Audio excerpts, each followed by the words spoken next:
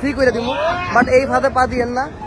আপনি যদি ড্রিঙ্কস করেন, আপনি যদি মজা মাস্তি করেন, আপনি যদি নাইটে এরকম নাচানাচি পছন্দ করেন, আর এই দেখো এই তামিল ভাইয়ার পার্মানেন্ট ট্যাটু আছে, আপনার জন্য কম করে দিব, আপনার জন্য ফ্রি করে দিব, বাট এই ফাঁদে পা দিয়েন না।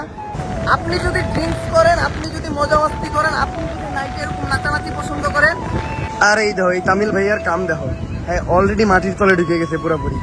এই যে জায়গায় লেখা আছে বাঘা বিচ, দূর থেকে দেখা যেতেছিল না, এই জায়গায় আসার পরে লেখাটা আমি দেখছি। আর এই বিচটা আসলে সুন্দর। আর এই যে আমার ব্যাক সাইডে দেন, এগুলা ওই পাশে চারোদিকে খালি জাস্ট লাইটিং আর লাইটিং, মানে রাত্রেবেলা। আর এই জায়গায় বিফের অনেক আইটেম থাকার পরও আমরা নিচ্ছি বিফ বিরিয়ানি, আর এই জায়গায় কিন্তু হাফ বিফ বিরিয়ানি আছে, আর এটার দাম পড়ছে 100 রুপি। তো লাইফ হতো এসি, মানে একদম চিল, কোনো প্যারা নাই, চিন্তা নাই। আর ঢেউটা দেখছেন সমুদ্রের, জাস্ট অসাম। আজকে আমি গোয়াতে এসে আমার একটা ইন্ডিয়ান সাবস্ক্রাইবার পাইছিলাম, ও তো আমার দিকে পুরোপুরি শখ যে ভাই আপনি কলকাতা ছিলেন, আমি কলকাতার। আসসালামু আলাইকুম guys, welcome back to the new episode of my daily vlog. আশা করি সবাই ভালো আছেন। আর আজকে গোয়াতে হলো আমাদের সেকেন্ড ডে। গতকাল রাত 3টা পর্যন্ত বিচে ছিলাম, যার জন্য আজকে আর সকাল সকাল বাইরে নেই। এখন বাজতেছে 12টার উপর। রেডি হয়ে বাইরে পড়লাম, কারণ পেটে লাগছে ক্ষুধা, এখন খাইতে যেতে হইব। আজকে চিন্তা করতেছি আমরা কোনো মুসলিম হোটেলে যেয়ে খামু, বাট এই জায়গায় শুনছি একটা মুসলিম হোটেল আছে, তাও 1 কিলোমিটার দূরে। তো দেখি সবাই রেডি হয়ে নামুক, আমি তো অলরেডি রেডি, তারপরে যে খাওয়া দাওয়া হবে। আর এই যে চলে আসছি আমরা মুসলিম রেস্টুরেন্টে, নিউ আলতাফ রেস্টুরেন্ট। ওই যে ওনার মাথায় টুপি দেখে তো বুঝতে পারতেছেন যে উনি একজন মুসলিম, আর রেস্টুরেন্টটাও মুসলিম। এই রেস্টুরেন্টের দাবি যে ওনারা 100% হালাল ফুড দেয়। আর এই দেখেন বিফের আইটেম আছে, এটা হলো বিফ কালাভুনা। জি, और कौन सी बीफ का आइटम है? एक ही है बीफ का आइटम, बहुत सारे। আর এই জায়গায় বিফের অনেক আইটেম থাকার পরও আমরা নিচ্ছি হলো বিফ বিরিয়ানি, আর এই জায়গায় কিন্তু হাফ বিফ বিরিয়ানি আছে, আর এটার দাম পড়ছে 100 রুপি। বিফের কোয়ান্টিটিও মোটামুটি খারাপ না, মোটামুটি হাফ হিসেবে রাইসের কোয়ান্টিটিও অনেক। 100 রুপিতে বলা যায় এটা একদমই সস্তা, কারণ ইন্ডিয়াতে বিফের দাম কম। আর এদিকে দিচ্ছে হইলো 2 পদের চাটনি, আই থিঙ্ক এটা ঝোল গরুর মাংসের, আর পেঁয়াজ বড় বড়, যেটা আমার অনেক ফেভারিট। আর মোটামুটি এই হোটেলে মানুষের ক্রাউডটা অনেক বেশি, যার জন্য ব্যাকগ্রাউন্ডের সাউন্ডটা ইগনোর করবেন। তো এখন আমি বিরিয়ানিটা ছোট্ট করে একটা রিভিউ করি। বাসমতি চাউলের বিরিয়ানি, অবশ্যই ইন্ডিয়াতে এটা আপনার খালি বাসমতি চাউলই খেতে হইব, বাট খুশি লাগতেছে গোয়ার মতো একটা জায়গায় আইসা, যে জায়গায় চিকেন আইটেমই ভালো পাওয়া যায় না, ওই জায়গায় বিফ খাইতেছি। বিসমিল্লাহ, সলিড টেস্ট, একটু ডিফারেন্ট, ইন্ডিয়ান বিরিয়ানিগুলোই ডিফারেন্ট। বাট এই পেঁয়াজটার সাথে মনে করেন একটু মাংস, একটু পেঁয়াজ, একটু ঝোল, হালকা রাইস। আর আলহামদুলিল্লাহ খাবারটা ভালো ছিল। খাবারটা শেষ করে আমরা যেতেছি এখন একটু বিচের দিক, বাট যা খাইছি হাঁটতে হাঁটতে তা সব হজম হয়ে গেছে। এখানে চলাচল ব্যবস্থা একদমই খারাপ কি একদম নাই। ট্যাক্সি বা অটো পাওয়াই যায় না। 1 কিলো 2 কিলো 3 কিলো রাস্তা যদি আপনার যাইতে হয়, হাইটে যাইতে হইব, নয়তো স্কুটি ভাড়া করতে হইব। আর স্কুটি ভাড়া করার জায়গাতেও স্ক্যাম আর স্ক্যাম। স্কুটি ভাড়া করার সময় ভালো করে চেক করে নিতে হয়, দেন প্রাইস নিয়ে তারা ঝামেলা করে, দেন জমা দেওয়ার সময় আবার আরো ঝামেলা, যার জন্য এই ঝামেলা এখন পর্যন্ত আমরা জড়াই নেই। তো চলেন এখন বিচের দিকে যাওয়া যাক।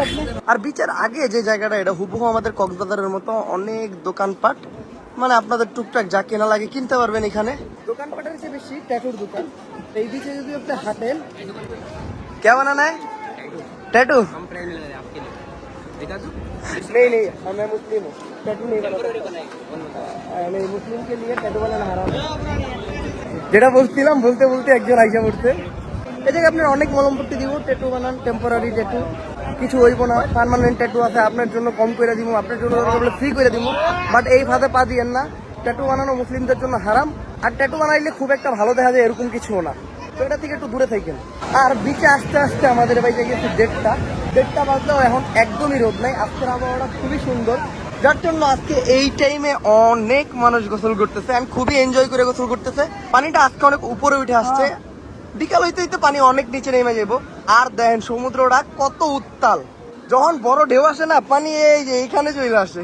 আর বিচের পাড়ের ক্রাউডটা দেখেন, অনেক ক্রাউড। আর সবচেয়ে মজার বিষয় কি জানেন, আজকে আমি গোয়াতে এসে আমার একটা ইন্ডিয়ান সাবস্ক্রাইবার পাইছিলাম, ও তো আমার দিকে পুরোপুরি শখ যে ভাই আপনি কলকাতা ছিলেন, আমি কলকাতা থাকা অবস্থায় তো আমি দেখা করতে পারিনি আপনার সাথে।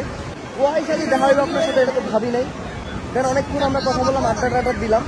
আর আমি ইন্ডিয়া আসার পর থেকে আমার কলকাতার আসামের অনেক সাবস্ক্রাইবার আমার কমেন্ট করছে, ভাই আসাম আসেন। দেন ভাই এবার তো আমি আসাম যেতে পারবো না, কারণ আমার কাজও আছে, আমার রিটার্ন টিকিট কাটা আছে। কিন্তু ইনশাল্লাহ আমি নেক্সট টাইম যখন আসবো, আমি কথা দিতেছি অবভিয়াসলি আসাম যাবো। অ্যান্ড আমি জানাই যাবো যে আসামের কই যাবো, ছোটখাটো একটা মিট আপ দিব, আপনারা সব অ্যারেঞ্জমেন্ট করবেন, বাদ বাকিটা উপরওয়ালার ইচ্ছা। আর আমার সাথে যারা আসছে তারা অলরেডি সমুদ্রে নাইমা পড়ছে গোসল করতে, বাট আমি নামতে পারবো না কারণ কালকে অনেকদিন গোসল করছি, ঠান্ডাটা আবার লাগছে, জ্বরও আসতেছে। এখন যদি আবার গোসল করি আমার মনে হয় না বাদ বাকি যে কয়টা দিন ইন্ডিয়াতে আছি ওই কয়টা দিন আমি আর সুস্থ থাকবো। তো সুস্থতা নিয়ে ইন্ডিয়া থেকে ফিরতে চাই। তো আমি ঘুরতেছি, মানুষ দেখতেছি, এক এক জায়গার মানুষ এক এক রকম ভাষা, এক একভাবে কথা বলতেছে, এক একভাবে আনন্দ করতে, দেখতে ভালো লাগতেছে। বাট গোয়াতে যে পর্যটকগুলো আসে বেশিরভাগই হলো তামিলনাড়ুর, লাইক এই যে এদিকে যা দেখতে পারতেছেন, ওই সাইডে যা দেখতে পারতেছেন, বেশিরভাগই তামিলনাড়ু। আর তামিলনাড়ুর মানুষ তামিল বলে, তামিল ভাষা আমি একদমই বুঝি না। আমি হিন্দি শিখছি হলো ডোরেমন আর হিন্দি ছবি দেখা, তামিল ছবি দেখছি বাট তামিল ভাষা বুঝি না, তামিল ছবিও হিন্দি র্যাপিডি দেখছি। আর অনেক তামিলিয়ান আছে যারা হিন্দিও বুঝে না, তো তাদের সাথে কথা বলাও যায় না। বাট আমি যেটা বুঝলাম যে তামিল মানুষরা খুবই মজার হয়, কারণ গোয়া বিচে আইসা সবচেয়ে বেশি আমি মজা করতে দেখতে ছিল তামিল মানুষদেরই। আর ওই দেখেন কাকা, কাকা একদম সমুদ্রের গেটাবে চলে আসছে, হাফ প্যান্ট গেঞ্জি। এই সাইডে পর্যটকটা বেশি। আমার চিন্তা ভাবনা হলো আমি একটু পাহাড়ের সাইডে যাবো, কারণ এই সাইড থেকে ওই সাইডটা দেখতে অনেক বেশি সুন্দর লাগতেছে। আর এই দেখো এই তামিল ভাইয়ার কাম দেখো, হ্যাঁ অলরেডি মাটির তলে ঢুকে গেছে পুরোপুরি, রিল্যাক্সে ঘুম দিছে ভাই। হ্যাঁ হোটেল নেওয়ার দরকার নেই, হ্যাঁ চাইলে বিচেই থাকতে পারবো। আর বলতে পারেন আমি বহু বছর ধরে হাঁটতেছি, তারপরও এই পাহাড়ের কাছাকাছি আমি এখনো যেতে পারি নাই। এখনো মোটামুটি 20 মিনিট হাঁটার পরে আমার মনে হয় ওই জায়গায় যাবো। বাট মাঝখানের সাইডটা একদমই জনশূন্য, ওই পাশ থেকে এই পাশে খুবই কম মানুষ আসে, আমার মতো যারা পাগল তারাই আসে আর কি, নয়তো এত কষ্ট করে ওই জায়গায় যাওয়ার কোনো মানে হয় না। বাট আমার একটা জিনিস কি জানেন, আমি যদি একটা জিনিস ঠিক করে ফেলি যেটা আমি করবো, তাহলে ওটা আমি করবো, এটা যত বাধা বিপত্তি আসুক না কেন। এদিকে মানুষ একজন দুইজন করে, যেমন এই দেখেন দুইজন পোলা পান, এই জায়গায় দুইজন, ওই জায়গায় দুইজন তিনজন, বাট ওই সাইডটা এবার ক্রাউড আছে। আর অবশেষে আমি আসতে সফল হয়েছি। আর এই বিচটার নাম মূলত হলো বাঘা বিচ। এই যে জায়গায় লেখা আছে বাঘা বিচ, দূর থেকে দেখা যেতেছিল না, এই জায়গায় আসার পরে লেখাটা আমি দেখছি। আর এই বিচটা আসলে সুন্দর, এই জায়গায় অনেক ক্রাউড। আমার মনে হয় সবচেয়ে সুন্দর পানি হলো এই বিচের। আর মূলত এই অংশটা গোসল করার জন্য একদম পারফেক্ট একটা জায়গা। পোলাপান, বৃদ্ধ, ইয়ং জেনারেশন সবাই গোসল করতেছে। আর এই জায়গায় আসলে মূলত আপনারা অনেক ওয়াটার অ্যাক্টিভিটি করতে পারবেন, লাইক জেট স্কি, দেন ওই যে প্যারাসেলিং করতেছে, আরো অনেক ওয়াটার অ্যাক্টিভিটি আছে। বাট আমরা আজকে কোনো ওয়াটার অ্যাক্টিভিটি করবো না, কারণ আমাদের কালকে ওয়াটার অ্যাক্টিভিটির প্যাকেজ আছে। এখনো প্যাকেজ নেওয়া হয় নাই, যে দেখতে হইব যে প্যাকেজ কেমনে কি, কোনটার কত দাম। বাট এই সাইডটা একদম দেখার মতো। আর ওই যে ফটোগ্রাফাররা ফটো তুলতেছে, ফটোগ্রাফার থেকে সাবধান, যেমনটা আমাদের কক্সবাজার বা কুয়াকাটার ফটোগ্রাফাররা, এই জায়গার ফটোগ্রাফাররাও সেই অনেক স্ক্যাম হয়, তো আপনাদের সাবধানতা বজায় রাখতে হবে। বাট আসলে এই বিচটা দেখার মতো, just look at this view. আর এই যে পাশের যে ভিউ, যে ক্রাউডটা বা যে মজা মাস্তিটা এই বিচের, এটা আমার কাছে ভালো লাগছে। আমি কালকে এই বিচে গোসল করতে আসবো। আর আমি এতক্ষণ ঘুইরা যেটা বুঝলাম, বাঘা বিচে প্রচুর মজা হয়। তো আপনারা অবভিয়াসলি বাঘা বিচে আসবেন যদি কেউ গোয়া আসেন, মানে বাঘা বিচটা মাস্ট। বাঘা বিচে আসলে মজা হবেন, এটা আমার তরফ থেকে গ্যারান্টি নেন। প্রচুর মজা হইতেছে এই বিচে, প্রচুর। আমার তো মন চাইতেছে আমি খালি পানিতে নেমে পড়ি। আসলে আমি নেমে পড়তাম, আমি জ্বরটার কিচ্ছু মানতাম না যদি আমার কাছে ওদের দেওয়া ফোন, মানি ব্যাগ এগুলো না থাকতো। সিরিয়াসলি আমি নেমে পড়তাম, আমার কাছে এত নামতে ইচ্ছা করতেছে, আমি বইলে আপনাদেরকে বুঝাইতে পারবো না।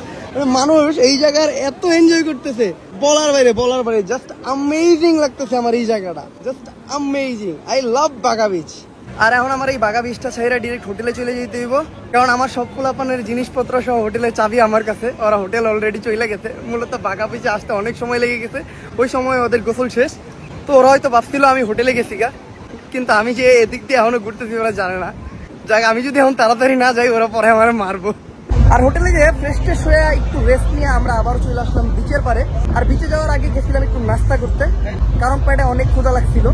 আর নাস্তা নিয়ে এই জায়গায় অনেক সমস্যা, যেমন সমস্যা খাবার দাবার নিয়ে, তেমন নাস্তা নিয়ে। নাস্তা এই জায়গায় যা কিছু পাওয়া যায় ওগুলো আমার রুচিতে আসে না, কারণ ওভার মশলা আর কোনোটাই আমার পরিচিত না। তো খাইতে আমি একদমই কমফোর্টেবল ফিল করি না। আর আমি তো আগেই বলছি, ভাত খুঁজা পাবেনই না, খুঁজা পাবেন তো দূরের কথা আপনার স্বপ্নেও দেখবেন না। তোদের মানায় জানায় নিচ্ছি, পাপি পেটে তো কিছু দিয়ে বুঝ দিতে হইব। আর আমি আমার গত ব্লগে বলছিলাম যে রাত্রের গোয়াটা সবচেয়ে বেশি জমজমাট, এটা অবশ্যই আপনারা এখানে দেখতেই পাচ্ছেন। যদিও এটা হলো মার্কেট সাইড তো জমজমাট থাকবেই, বাট বিচ সাইডটা আরো বেশি জমজমাট। কারণ আমরা বিচে যাবো তার আগে কিছু জিনিস আপনাদের কিন্তু বুঝাই। গোয়াতে খাবার দাবারের কষ্ট করতে হবে, কারণ খাবার দাবারের দোকানই কম। লাইক গোয়াতে যদি বিয়ার শপ আর ওয়াইন শপ থাকে 70টা, তাহলে খাবারের দোকান আপনি পাবেন 25টা। এই গোয়াতে সব জায়গায় ওয়াইন অ্যাভেলেবেল। লাইক এই দেখেন, এটা একটা ওয়াইন শপ, দেন এই যে একটা ওয়াইন শপ, ওই যে ওয়াইন শপ, ওই যে অনেক বড় একটা ওয়াইন শপ। বাট এই সাইডে কিন্তু কোনো খাবারের দোকান নাই। এক কথায় গোয়াতে যারা ঘুরতে আসে তারা ঘুম থেকে উঠে ডিরেক্ট দুপুরে ওইটা কোনো রকম লাঞ্চ টাঞ্চ করে জাস্ট বিচে আসে, বিচে এসে বিচের পাশে ওই ইচ্ছা মতো বিয়ার খায়। আর রাত্রেবেলা তাদেরকে খাবার না দিলেও চলবো, তারা ইচ্ছা মতো মদ খাইবে। তো যাই হোক, এটা তো আমাদের সংস্কৃতি না। আমি আসছি ঘুরতে, আমি ঘুরি। তো এখন আমরা যাই, চলো একটু বিচের পারে। এটা হলো রাত্রের বেলা গোয়া বিচ। আর গোয়া লাইটিং এ এত ফোকাস করছে, মানে লাইটিং এর দিয়া গোয়া সবচেয়ে বেশি ফোকাস করছে। রাত্রেবেলা পুরাটা একদম মিউজিক লাইটিং দিয়ে ফুটায় তুলছে। আমি জানি না যে মিউজিক গুলা বাজতেছে এটা কপিরাইট করবো নাকি। আর এই যে আমার ব্যাক সাইডে যান, এগুলা ওই পাশে চারোদিকে খালি জাস্ট লাইটিং আর লাইটিং। মানে রাত্রেবেলা গোয়াটা সবচেয়ে বেশি জমজমাট। তো আমরা যাবো হইলো ওই সাইডে, মানে এই জায়গায় রাত্রেবেলা যে যার মতো। রাত্রেবেলা আপনি মন চাইলে বিচে গোসল করেন, বিচের পারে নাচেন, এই দেন নাচতেছে, টাল্লি হয়ে পড়ে থাকেন। ওই ওরা মনে হয় ড্রিঙ্কস টিঙ্কস করতে, মদ টদ খেয়ে ওকে মাথা টাথা ঠিক নাই। মোস্ট অফ দ্য মানুষ গোয়া আসে খালি ড্রিঙ্কস করতে, ওই দেন ওপেনলি ড্রিঙ্ক করতেছে। মানে গোয়ার কালচারটা অন্যরকম। আপনার মনে হয় আপনি ভিন্ন একটা জগতে আইছেন। Mari kita jalan untuk kamu bikin ang kulay sa ating